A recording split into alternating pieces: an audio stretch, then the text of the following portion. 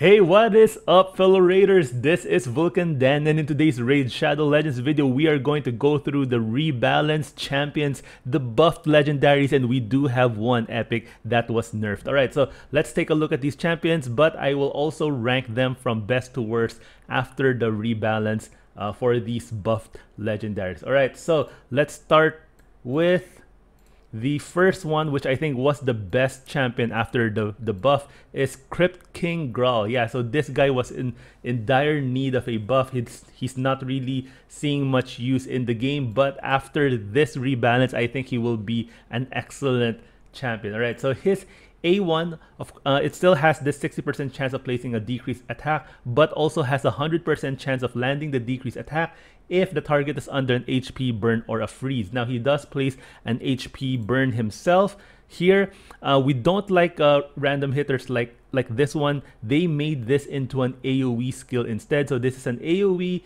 HP burn, 75% chance, but 100% chance when booked, 3-turn cooldown. So this just suddenly became an excellent AoE HP burn skill, which is great for the spider. A reliable HP burn, plus it also works with his A3. This one did not get changed, but now it works well because this places a freeze on each target for 1 turn if they are under HP burn, and extends the duration of any HP burn to 3 turns and cannot be resisted. So not only do you get HP burn for all the enemy, you also get an AoE freeze as well. So this suddenly, Crypt King Growhack, you can call him Spider King Growhack now. He is going to be excellent. He also has this nice HP aura if you want that extra HP to last long in the spider. So yeah, I would want to, I don't have him, but I would really want to try out Spider King Growhack once I do pull him soon. We do have a ×2 ancient. I am excited for that. I hope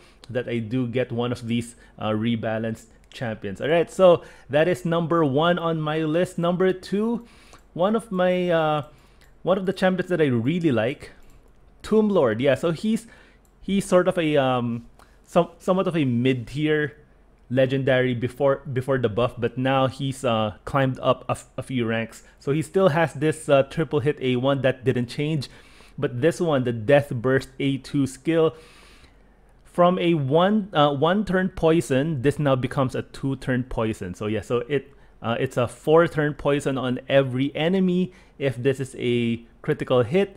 But yeah, it goes up from 1 turn to a 2-turn poison, and that is a big change. That basically doubles the poison that you get. And of course, this would pair well for someone like a Xavia that with that poison explosion. So yeah, so getting this from a 1-turn to a 2-turn is definitely big, and this is on a 3-turn cooldown.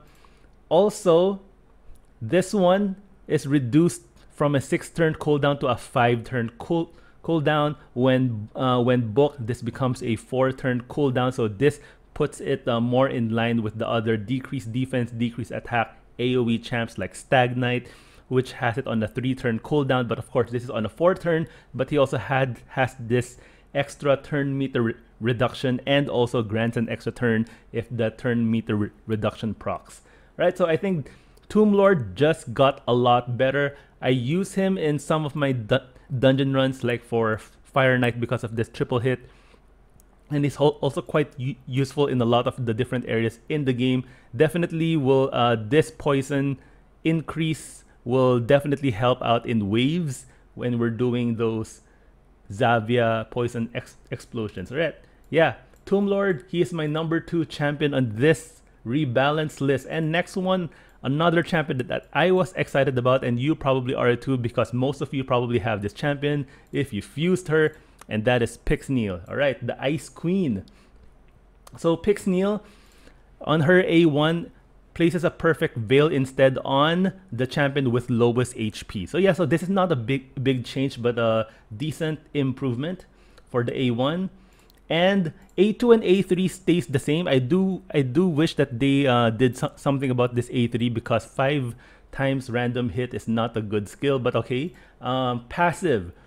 This has a 50% chance of stealing the freeze debuff and placing it on this champion instead. All right, so instead of a 20%, that it goes up to a 50%, and now we can book that to a 65%. So yeah, so that's a very decent chance, and has a 35% chance of filling this champion's turn meter by 25% every time they receive a freeze debuff. So 25 to 35 can be booked to a 50% cold 50% chance. All right, so that's a big improvement there. And also, instead of this 35% chance booked to 50, it's now a 100% chance of removing any freeze debuff from this champion at the start of each turn. So that is excellent. It doesn't make sense for Pixneal to be the Ice Queen and then she's frozen because this only has a 50% chance. So whenever she gets her turn back, she will immediately remove that freeze. So while she is frozen, she will actually take less damage, which works well for her. But when she gets her turn, that freeze is removed and she can have her turn. So yeah, a big improvement for her passive. So she's now more viable in the Ice Golem. But looking at her kit mostly revolves around beating champions that apply freeze. So this is against the Ice Golem, against Tormin in the arena, but I do wish that she has more chances to apply freeze herself. She only has this on her A3. Her A1 and A2 does not apply freeze. She just has this 5-time random hitter for freeze, and it's not even 100% chance. It's only 100% chance when an enemy is hit twice. I do wish they add something to her passive, something sort of has a 20% chance of applying freeze debuff on the attacker.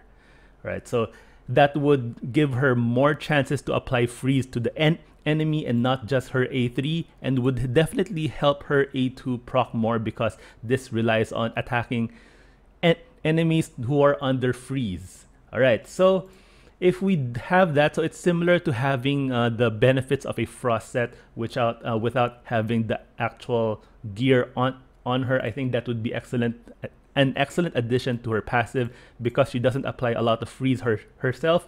To maximize her kit, she probably needs another freeze champion to go along with her. So yeah, but good addition, and she is number 3 on my list.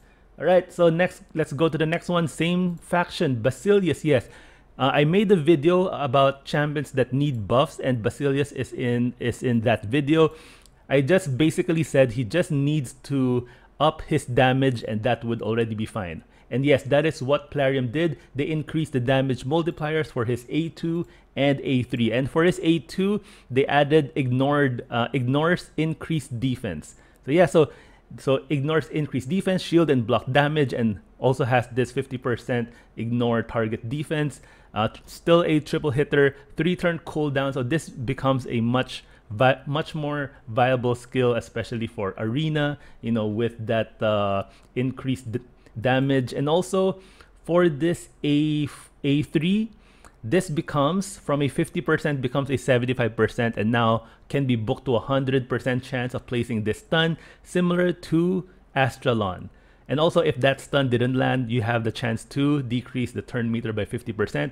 This is an AoE, and also they increase the damage multiplier of this skill. Yeah, so that's all I need from Basilius. That is why he is my number 4 champion. I just needed to see his damage go up, and that would already make him a much better champion. So he's an attack champion. He does have a decent attack rating right here, but if you use him in the actual game, he doesn't hit that hard. So I hope now we do see some big numbers from Basilius.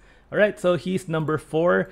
Let's go to the orcs for my number 5. Number 5 is Growhack. I do love the art on this champion with all of these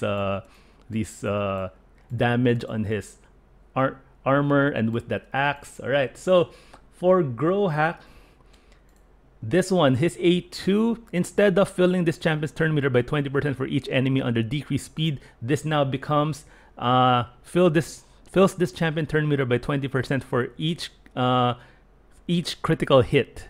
All right, so if there are 5 enemies there and you crit on every single one, that is 100% turn meter increase or fill, and therefore it will basically be granting an extra turn. So this is AoE, and then you get an extra turn. So this, and they have also reduced this from a 4-turn to a 3-turn cooldown. So if you do proc that extra turn by hitting all crit on all of the enemy, this will technically be a 2-turn cooldown because of that extra turn. Also, his A3, an additional skill here is that places a 25% weaken debuff for 2 turns if this attack is critical. And of course, you would want to build him with 100% crit.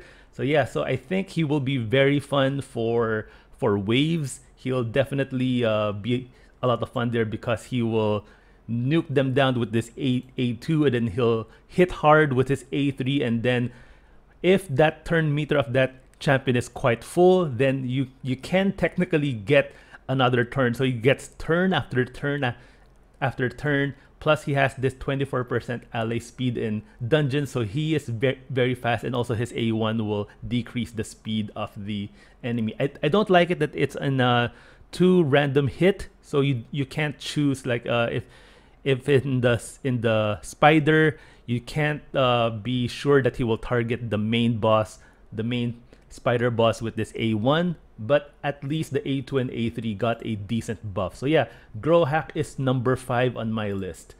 Number 6, Lowbar. Alright, so this champion was decent, you know, sort of a mid-tier. This A1 can be a lot of fun with that 50% stun and granting an extra turn if that lands. But he got his base speed buffed from 87 buffed to 97. So yeah, so that's a big jump there, 10 speed jump. Also, his A3 right now will increase the damage if the target is under any of the crowd control skills. So that's sleep, stun, freeze, provoke, fear, or true fear. All right, so they just updated this because of course the fear and true fear were new additions. Well, these were added back in October of 2019, if I remember correctly, during the Halloween event.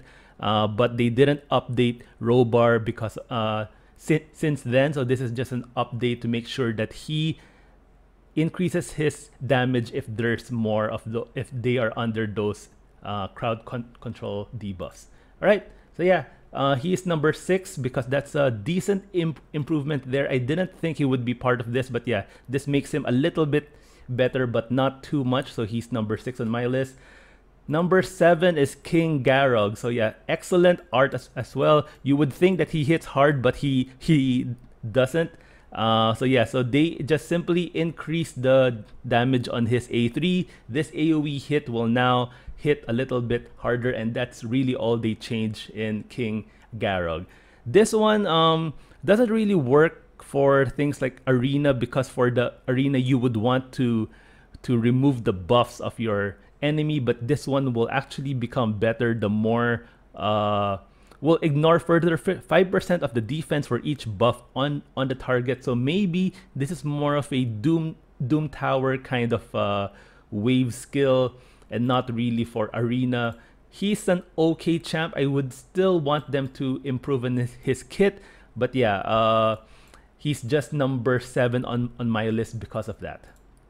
Number 8 is another champ that we desperately want to be buffed. She got a little more, but still, in my opinion, not that much to raise her status in this game. Alright, so now her speed is 93, but when ascended it's going to be 98.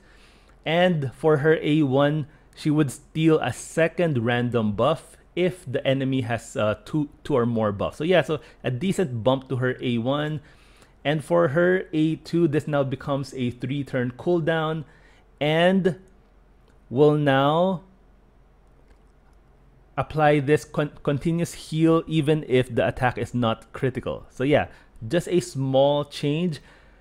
A single target HP burn doesn't really do much in this game. If you're going to put this in a champion, it should be on her A1 and not on an A2.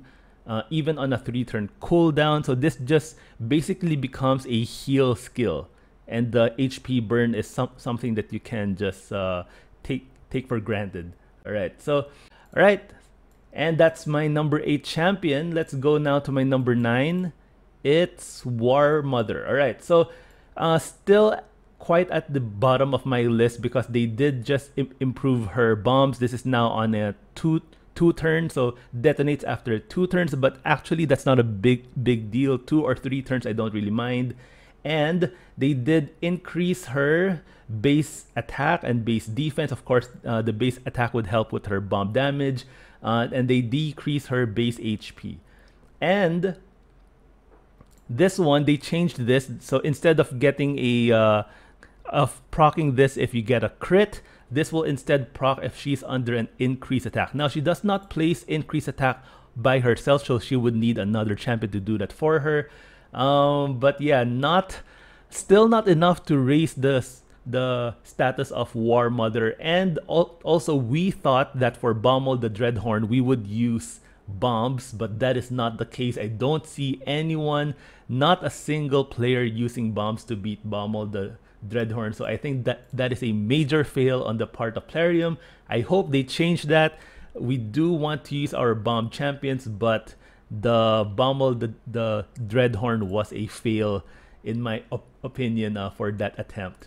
Alright, so that's my number 10 champion, and that's my number 9. My number 10 champion is Warchief. But okay, so this guy is useful for the Magma Dragon boss in the Doom Tower, but that's just it. They just simply reduced this guy's A2's cooldown from a 4-turn to a 3-turn. When booked, this becomes a 2-turn cooldown, which is cool. You know, we don't get a lot of 2-turn cooldown skills in this game. But yeah, it's just a single target provoke. It's for 3 turns, so that is a major CC for a single target, but not much to really improve this champion. I do want them to make him, instead of a defense base, make him an HP based champion instead, so that we do get more from this passive. Reflect 60% of the damage taken back to the attacker. Because he is defense based, he doesn't get that, or he doesn't receive that much damage in the first place. But by making him HP based instead, just get him high HP, somewhere in the 20,000 range, reduce his defense, make him around 1,200 or 1,100. That would make him a lot better, in my opinion, to make use of this passive. Because as it stands right now, we just use this guy for Koldath the Magma Dragon. Alright, so that's my those are the 10 legendaries that got buffed, and that is my that is how I rank them. And I also want to mention the one champion that got nerfed, which is Urogrim. And I think we saw this coming. He is definitely overpowered when we first saw him. So yeah, so this A1 becomes a double hitter instead. So instead of 3 poisons, we just get 2 poisons. And for this one, this goes up to a 6-turn cooldown. When booked, this becomes a 4-turn. And you get 2 poisons instead of 3, and you get 1 heal instead of 2. So this is a major nerf for this guy, because that increased cooldown and basically reducing the heals by half, because that's from 2 to 1. I would expect that this guy would no longer be able to solo dragon like how he was able to do so before, and a lot of players have built up this champion. So I think we will get a lot of angry players who have invested a lot of books, a lot of chickens, you know, to build up this champion. And even, you know, so yeah, but I don't think Plarium will do anything about that, and I think they'll just hope that the buffs to the other legendaries would make us happy. All right, so what do you think of these buffs, this one nerf? Are you happy with these? Do you think they missed a legendary that was in a desperate need of a buff but they missed? Put them down in the comment section down below. And if you have some of these champions that were rebalanced, are you planning to use them when the patch finally comes out? Alright, thank you guys for watching. I hope you found this useful, and I'll see you guys in my next video.